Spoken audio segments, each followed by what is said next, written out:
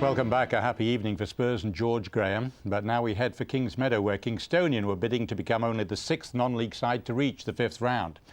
Kingstonian went into tonight's tie without injured striker Phil Wingfield, scorer in their 1-1 draw at Ashton Gate 10 days ago.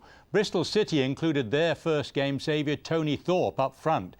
We join our commentator Peter Drury during the first half. Kingstonian are in the red and white hoops. And Thorpe has picked out Bell. And Bell has Brown herring forward in support wide of him. But it's Bell's cross. The header is Clist's, and the save, a wonderful save, is Gavin Kelly's. First attempt on target after nearly 25 minutes of the game from Mickey Bell's splendid cross, and Simon Clist's equally good header, which was met quite brilliantly by young Gavin Kelly, the goalkeeper that Kingstonian are currently borrowing from Tottenham Hotspur.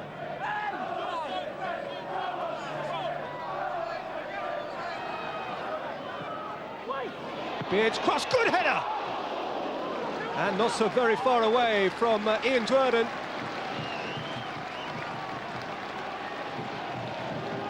Beard, one of those Kingstonian players with decent league experience and with a decent right foot, and Dwerden is a big target, a good climber, and is only a yard wide.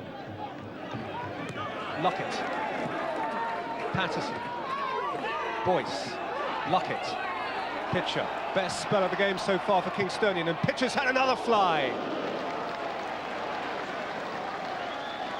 Anywhere 40 yards or further out, and he'll have a go for Jeff Chappell.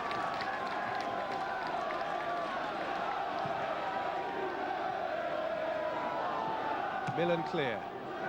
Patterson with an odd ball that came straight to Bell and enabled Bristol City to counter-attack with Tinnion, who's played a great-looking ball here. Thorpe is all alone in the middle, and Murray is there by way of support. It's Murray! And it should be 1-0 Bristol City. They had 3 strikers to defender and goalkeeper here.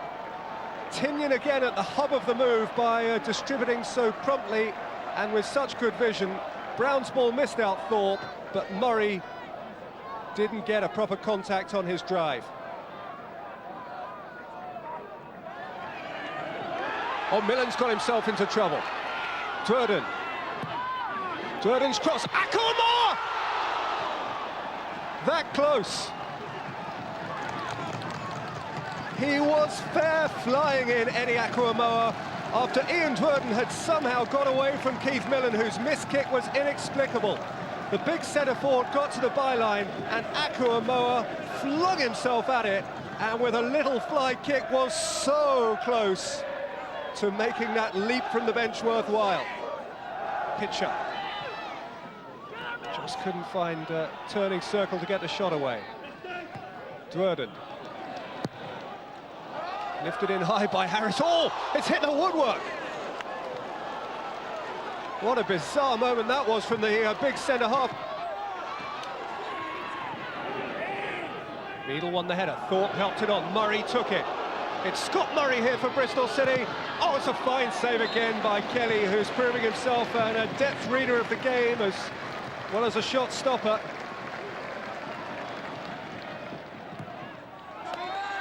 Lifted in towards Dwerden, arriving at the back post. So well gathered by Phillips. Brown. Away from Allen, and still Aaron Brown, and now Tony Thorpe, who's lifted it over the goalkeeper, but will look up to see an uplifted flag. Nothing wrong with what Aaron Brown did. He fair surged away from the edge of his own penalty area. Thorpe at this stage was okay, anticipated the pass. Brown delivered it though now, and the evidence is that Thorpe's goal really ought to have stood.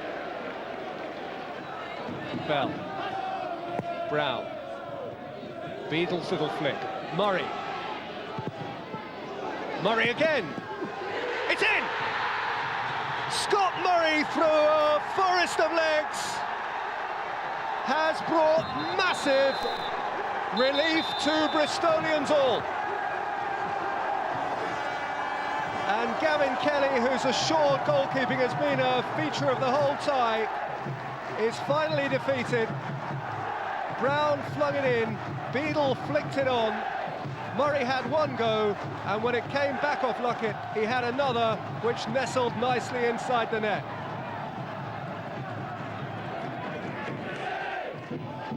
Beadle has played in Thorpe here, and Thorpe will have an eye for killing the tie. And he's found Bell, and Bell's hit Beadle, and Kelly's pulled off another terrific save.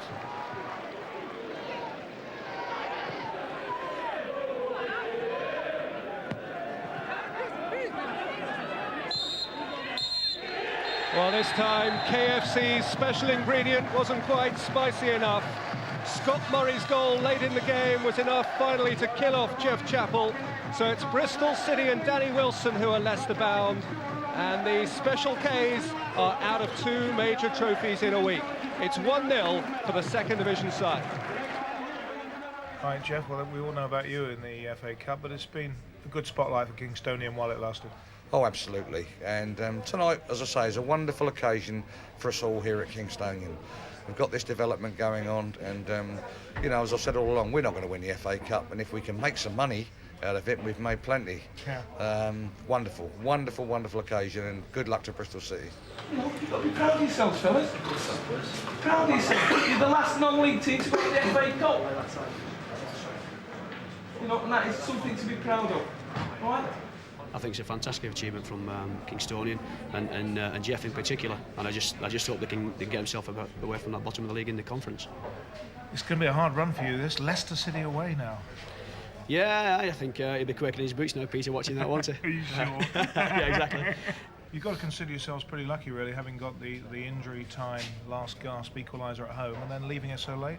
Yeah, in the end, last game we felt a bit disappointed, to be honest. Obviously we scored in the last minute, but we were probably the better team over the 90 minutes, and in the end we've luckily got the goal in the last kick of the ball, and we've come here and done the business.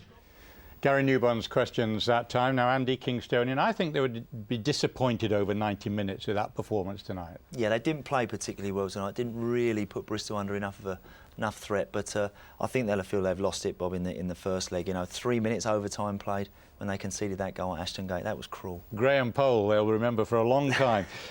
Jeff Chappell's just one chance tonight, 5 minutes into the second half. Yeah. This was probably the best spell they had at the start of the second half. They looked quite threatening. This is Dearden getting to the byline. He does put in a useful cross, and this is their longest serving player, Eddie Amakoa.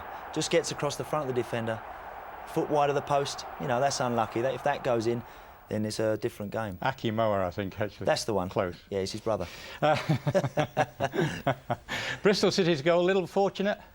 Well, yeah, again, if you take a chance by having a shot in the box, you never know what's going to happen, and Scott Murray's done that. I think he's fortunate in getting another stab at it there. It bounces kind for him. From this angle, you perhaps think the goalkeeper could have done better. Deflection now, there. Yeah, deflection coming up. From here, you'll see it deflect into him, and it just goes across his outstretched hand. And it's a bit of a cruel way to go out, but they've done the conference proud.